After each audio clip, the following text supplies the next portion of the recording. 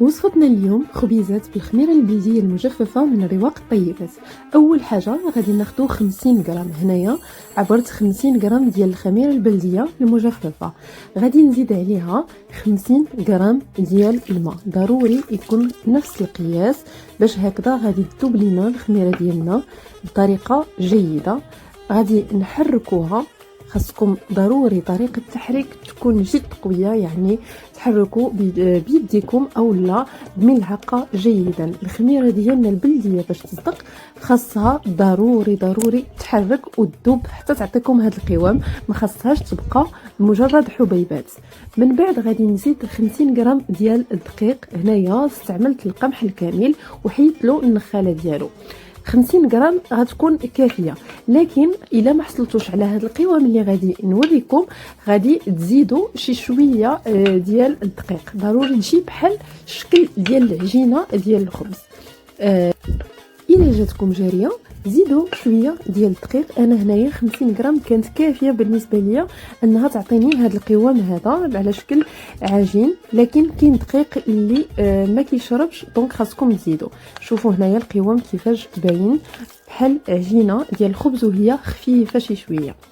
من بعد غادي نجيبوا واحد القنينه اللي تكون قابله للاغلاق باحكام، ومن الاحسن الا كانت فيها هذيك الجليده باش ما كتدخلش لينا الهواء. غادي نديروا فيها العجين اللي وجدنا ديال الخميره البلديه، هكذا غادي نلويوه مزيان وغادي نديروه في القنينه ديالنا.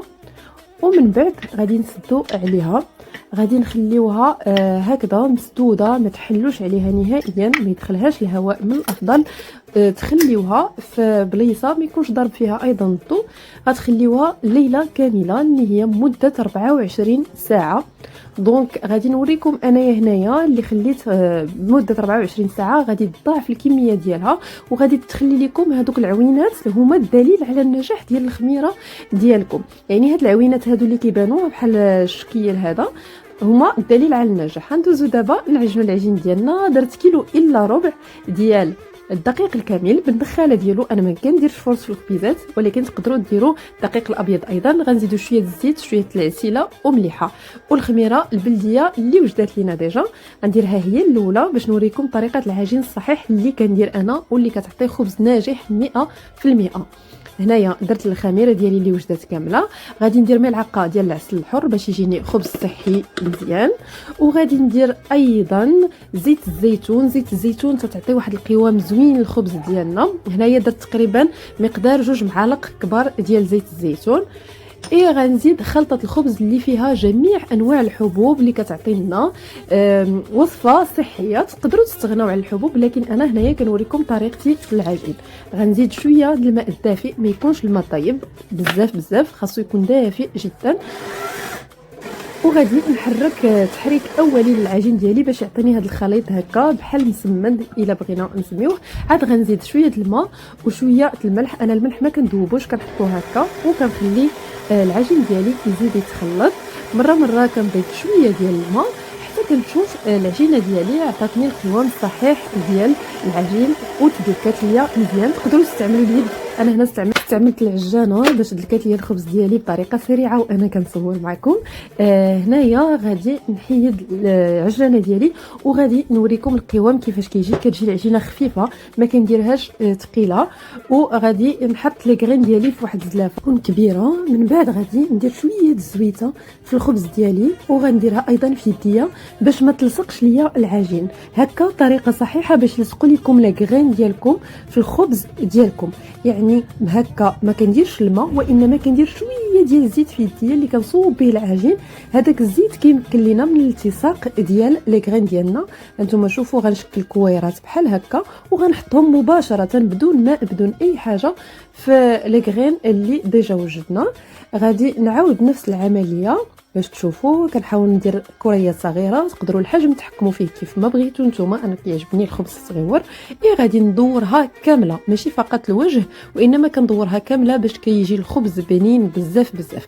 هانتوما شوفوا الشكل ديالها من الفوق ومن التحت صافي. وغادي نحطهم في الطاوه ديالي اللي ديجا درت فيها ورق المطبخ باش ما كيلصقش ليا الخبز. اكيد الا ما بغيتوش ديروا ورق المطبخ ماشي مشكل. هنايا غادي تشوفوا كيفاش كنحاول نبرك عليها شي شويه باش كتزيدوا يلصقوا مزيان لي غرين ديالنا.